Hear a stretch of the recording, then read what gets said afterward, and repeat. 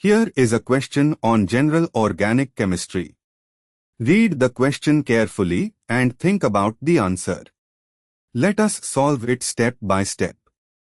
Let us first understand the key concept here.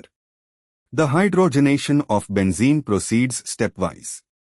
The activation energy for each step reflects the difficulty of adding H2 across a double bond in each intermediate, which is governed by the stability of the starting material, resonance aromatic stabilization, and the nature of the double bond.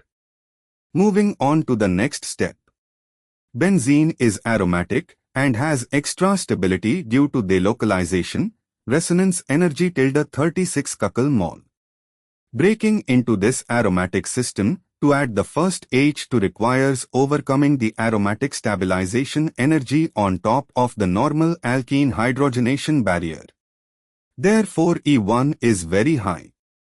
Moving on to the next step. Cyclohexadiene has two isolated or conjugated double bonds but no aromatic stabilization. Adding H2 to a diene is somewhat easier than to benzene, but the conjugated diene still has some extra stability, conjugation energy. So E2 is intermediate.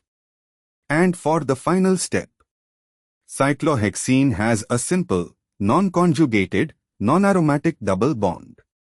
This is the easiest step with the lowest activation energy. E3 is the smallest. Ordering, the first step has the highest activation energy because it disrupts aromaticity. The second step is easier than the first but harder than the third. The third step is the easiest. Thus, E1, E2, E3. Why other options fail? A. E2, E1, E3. This would mean hydrogenating a diene is harder than hydrogenating benzene, which is incorrect since benzene has much greater stabilization. B. E3, E1, E2. This would mean the simplest alkene hydrogenation has the highest barrier, which contradicts known chemistry.